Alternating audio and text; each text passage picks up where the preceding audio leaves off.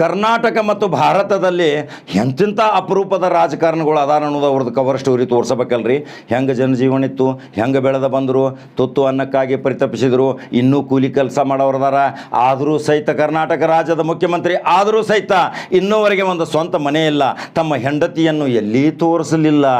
ಮಗ ಸತ್ತಾಗ ಮಾತ್ರ ಕಣ್ಣೀರು ಹರಿಸಿದಂಥ ಕರ್ನಾಟಕದ ಮತ್ತು ಭಾರತ ರಾಜ್ಯದ ಏಕೈಕ ರಾಜಕಾರಣ ಅಂದರೆ ಸಿದ್ದರಾಮಯ್ಯ. ಯಾರು ಈ ಸಿದ್ದರಾಮಯ್ಯ? ಈ ಸಿದ್ದರಾಮಯ್ಯನ ಸ್ಟೋರಿ ಒಂದು ಸ್ವಲ್ಪ ಕೇಳಬೇಕಲ್ರಿ ನೀವು. ಅದರ ಸಲುವಾಗಿ ಸಿದ್ದರಾಮಯ್ಯ ಸ್ಟೋರಿ ತೊಗೊಂಬಂದನ ಸಂಪೂರ್ಣವಾಗಿ ಒಂದು 3 ನಿಮಿಷ ಕೂಲಂಕುಷವಾಗಿ ನೋಡ್ರಿ. ಇಂಥ ರಾಜಕಾರಣವು ಕರ್ನಾಟಕ ರಾಜ್ಯದಾಗದಾರ. ಎಂತೆಂಥ ಹಳೆ ರಾಜಕಾರಣ ಬಿ ಡಿ ಜತ್ತಿ, ನಿಜಲಿಂಗಪ್ಪ, ವೀರೇಂದ್ರ ಪಾಟೀಲ್ ಇದ್ರು. ಅಂಥ ರಾಜಕಾರಣ ಇನ್ನೂ ಜೀವಂತ ಅದಾರ. 75ನೇ ಹುಟ್ಟಬ್ಬನ್ನು ಆಚರಣೆ ಮಾಡ್ಕೊಂಡಾರ. ಅವ್ರ ಕವರ್ ಸ್ಟೋರಿ ಕಾಕ ಹೇಳಾಕ ಬಂದಾನ.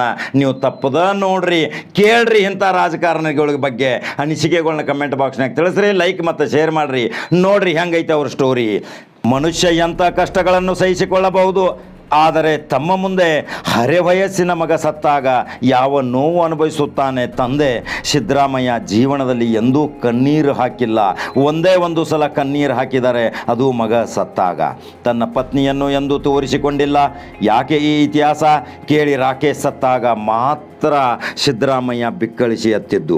75 ವರ್ಷ ಹುಟ್ಟುಹಬ್ಬ, ಅವರು ನಡೆದು ಬಂದ ದಾರಿ ನಾನು ತೋರಿಸಲೇಬೇಕು, ನಿಮಗೆ ಗೊತ್ತಾಗಬೇಕು ಎಂತೆಂಥ ನಾಯಕರಿದ್ದಾರೆ. ಈಗಲೂ ಅವರ ಸಹೋದರರು ಹೊಲದಲ್ಲಿ ಕೆಲಸ ಮಾಡ್ತಾರೆ. ರಾಕೇಶ್ ಕಳೆದುಕೊಂಡಾಗ ಡಾಕ್ಟರ್ ಯತೀಂದ್ರ 2ನೇ ಪುತ್ರರನ್ನು ರಾಜಕೀಯಕ್ಕೆ ತರ್ತಾರೆ. ಮೈಸೂರಿನ ವರ್ಣಾ ಹೋಬಳಿಯಲ್ಲಿ ಬರುವ ಸಿದ್ದರಾಮನ ಹುಂಡಿಯ ಬಡ ಕುಟುಂಬದಲ್ಲಿ ಜನಿಸುತ್ತಾರೆ. ಆರ್ಥಿಕ ಸ್ಥಿತಿಯಿಂದ ಆ ಕುಟುಂಬ ಅಂಥದ್ದೇನು ಹೇಳಿಕೊಳ್ಳುವಂಥದ್ದಲ್ಲ. ಒಟ್ಟು 6 ಜನ ಮಕ್ಕಳು. ತಮ್ಮ ತಂದೆ ತಾಯಿಗೆ ಆರಂಭದಲ್ಲಿ ಶಿಕ್ಷಣದ ಬಗ್ಗೆ ಆಸಕ್ತಿ ತೋರಲಿಲ್ಲ. ನೇರವಾಗಿ 5ನೇ ಕ್ಲಾಸಿಗೆ ಸೇರಿದ ಈ ಸಿದ್ದರಾಮಯ್ಯ ಪ್ರವೇಶ ಪಡಿತಾರ. ಮನೆಯಲ್ಲಿ ತಂದೆ ತಾಯಿ ಜೊತೆ ಕೆಲಸ ಮಾಡಿಕೊಂಡು ಓಡಾಡ್ತಾರ. ಶಿಕ್ಷಣದ ಬಗ್ಗೆ ಹೆಚ್ಚಿನ ಆಸಕ್ತಿ ಆಮೇಲೆ ತೋರ್ತಾರ. BSc ಓದುತ್ತಾರ, LLB ಮಾಡ್ಕೋತಾರ, ವಕೀಲರಾಗ್ತಾರ. ವಕೀಲರಾದ ಮೇಲೆ ಒಳ್ಳೊಳ್ಳೆ ಜನ ಸಂಪರ್ಕ ಸಿಗ್ತೈತಿ. ಆಮೇಲೆ ರಾಜಕೀಯಕ್ಕೆ ಎಂಟ್ರಿ ಕೊಡ್ತಾರ. ಪ್ರಪ್ರಥಮವಾಗಿ ಭಾರತೀಯ ಲೋಕದಳದ 1983ರಲ್ಲಿ ಮೊದಲ ಚುನಾವಣೆಯಲ್ಲಿ ಆಶ್ಚರ್ಯದಿಂದ ಗೆಲುವು ಸಾಧಿಸ್ತಾರೆ. 85ರಲ್ಲಿ ಮಧ್ಯಂತರ ಚುನಾವಣೆ ಘೋಷಣೆ ಆಗತೈತಿ. ಆವಾಗ ಜನತಾರಂಗ ಪಕ್ಷ ರಾಮಕೃಷ್ಣ ಹೆಗಡೆ ಅವರ ನೇತೃತ್ವದಲ್ಲಿ ಸ್ಪರ್ಧಿಸಿ ಗೆಲುವು ಸಾಧಿಸ್ತಾರೆ. ಕೆಲವೇ ದಿನಗಳಲ್ಲಿ ರಾಮಕೃಷ್ಣ ಹೆಗಡೆ ಅವರ ಸಚಿವ ಸಂಪುಟದಲ್ಲಿ ಮೊಟ್ಟ ಮೊದಲನೇದಾಗಿ ಮಿನಿಸ್ಟರ್ ಕೂಡ ಆಗ್ತಾರೆ. 1996ರಲ್ಲಿ DCM ಆಗ್ತಾರೆ. ಈ MP ಗೆ ಒಂದು ಸಾರಿ ಸೋಲುತ್ತಾರೆ. 99ರಲ್ಲಿ ಜನತಾದಳ ಸೆಕ್ಯುಲರ್ ದೇವೇಗೌಡರ ಜೊತೆ ಸೇರ್ತಾರೆ. ಪಕ್ಷ ಹೋಳಾದಾಗ 2006ರಲ್ಲಿ ದೇವೇಗೌಡರ ಜೊತೆ ವೈಮನಸ್ಸ ಮಾಡಿಕೊಂಡು ಕಾಂಗ್ರೆಸ್ ಸೇರ್ತಾರೆ. ಬೈ ಎಲೆಕ್ಷನ್ ಬರ್ತೈತಿ. ಚಾಮುಂಡೇಶ್ವರಿ ಕ್ಷೇತ್ರದಿಂದ ಗೆಲುವು ಸಾಧಿಸ್ತಾರೆ. ಆ ದಿನ ಸೋತಿದ್ರೆ ಸಿದ್ದರಾಮಯ್ಯ ರಾಜಕೀಯ ಅಂತ್ಯವಾಗುತ್ತಿತ್ತು. 2013ರಲ್ಲಿ CM ಆಗ್ತಾರೆ.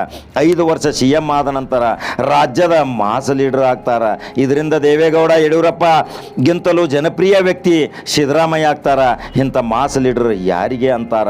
ಯಾವುದೇ ಭ್ರಷ್ಟಾಚಾರ, ಕಳಂಕ, ಕಪ್ಪು ಛಾಯೆ ಇವರ ಮೇಲೆ ಇರುವುದಿಲ್ಲ. ಟ್ಯಾಬ್ಲೆಟ್ ವಾಚ್ ಮತ್ತು ಅರ್ಕಾವಟಿ ಡಿನೋಟಿಫಿಕೇಷನ್ ಬಗ್ಗೆ ಚರ್ಚೆ ಆಗ್ತೈತಿ ವಿನಃ ಯಾವುದೇ ಅಪರಾಧ ಅವರ ಮೇಲೆ ಸಾಬೀತಾಗುವುದಿಲ್ಲ. ಕಳಂಕರಹಿತ ವ್ಯಕ್ತಿ ಅಂತ ಕರ್ನಾಟಕ ರಾಜ್ಯದಾಗ ಹೆಸರುವಾಸಿಯಾದಂಥ ಈ ಸಿದ್ದರಾಮಯ್ಯ ಧರ್ಮಪತ್ನಿ ಬಗ್ಗೆನೂ ಹೇಳಬೇಕಲ್ರಿ. ಅವರ ಧರ್ಮಪತ್ನಿ ಹೆಸರು ಪಾರ್ವತಿ.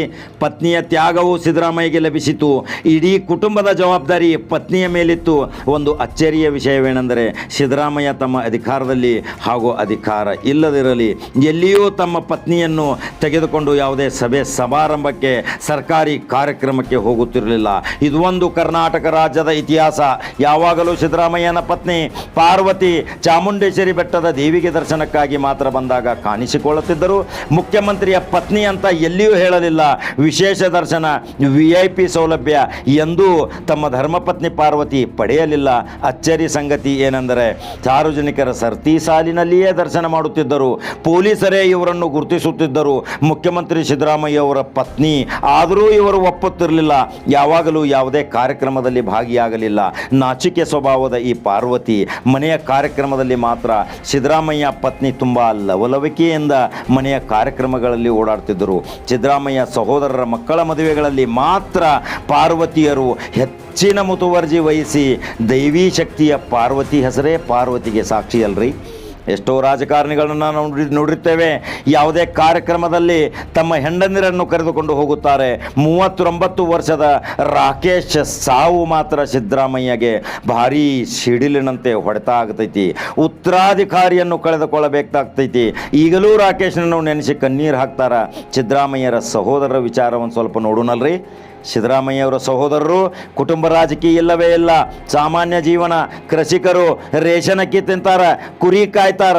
ಅನೇಕ ಸಂದರ್ಶನಗಳಲ್ಲಿ ಸಹೋದರರನ್ನು ವಿಚಾರಿಸಿದಾಗ ಏನು ಬೇಕು ಅಂತ ಕೇಳಿದಾಗ ನಮ್ಮ ಹೊಲಗಳಿಗೆ ನೀರು ಕೊಟ್ಟರೆ ಸಾಕು ಅಂತಾರ. ಇದೆಂಥ ಪರಿವಾರ ರೀ.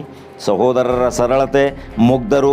ಆದರೆ ಸಿದ್ದರಾಮಯ್ಯ ಬಗ್ಗೆ ಕೆಲವರು ಅಹಂಕಾರಿ, ಸಿಟ್ಟಿನ ಮಾತು, ವ್ಯಕ್ತಿ ಅಂತ ಟೀಕಿಸಿದಾಗ ಅದಕ್ಕೆ ಅವರು ಉತ್ತರ ನೀಡ್ತಾರ. ನಾನು ಹಳ್ಳಿಯಲ್ಲಿ ಬದುಕಿ ಬಂದ ಜೀವನ ಸಾಗಿಸಿದವನು.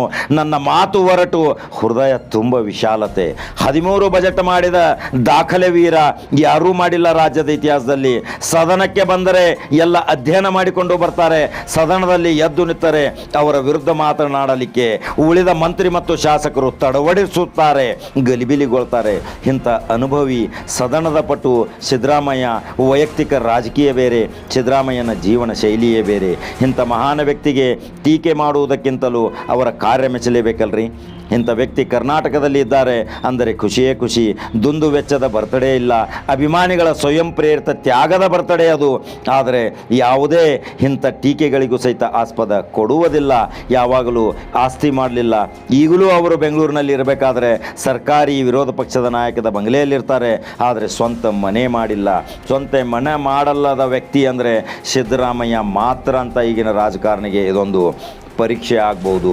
ನೋಡಿ ವೀಕ್ಷಕರೇ, ಸಿದ್ದರಾಮಯ್ಯ ಅವರ ಸ್ಟೋರಿ ಸಂಪೂರ್ಣವಾಗಿ ಕೂಲಂಕುಷವಾಗಿ ನೋಡ್ರಿ. ಇದೊಂದು ವಿಶೇಷ ಸ್ಟೋರಿ ಅಂತ ನಾವು ನಂಬರ್ 1 ಚಾನಲ್ ಮುಖಾಂತರ ತಿಳ್ಸಾಕತ್ತೀವಿ. ಲೈಕ್ ಮಾಡಿರಿ, ಶೇರ್ ಮಾಡಿರಿ. ಎಂತಿಂಥ ರಾಜಕಾರಣಿಗಳದಾರ. ಸಿದ್ದರಾಮಯ್ಯ ಬಗ್ಗೆ ನಿಮ್ಮ ಅಭಿಪ್ರಾಯ ಏನು? ಇವರು ಕರ್ನಾಟಕದ ಮುಖ್ಯಮಂತ್ರಿ ಆಗಬೇಕು, ಭಾರತದ ಪ್ರಧಾನಮಂತ್ರಿ ಆಗಬೇಕು?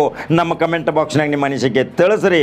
ಮತ್ತು ಬೇರೆ ಸುದ್ದಿಯೊಂಗ ಇನ್ನಿತರ ವಿಶೇಷ ಸ್ಟೋರಿಯೊಂದಿಗೆ ಅಚ್ಚರಿಯ ಸುದ್ದಿಗಳನ್ನ ನಂಬರ್ 1 ಚಾನಲ್ದಲ್ಲಿ ಮಾತ್ರ ನೀವು ನೋಡ್ಬೋದು. ನಮಸ್ಕಾರ, ಮತ್ತೆ ಬರ್ತೀನಿ ಗೆಳೆಯರೆ.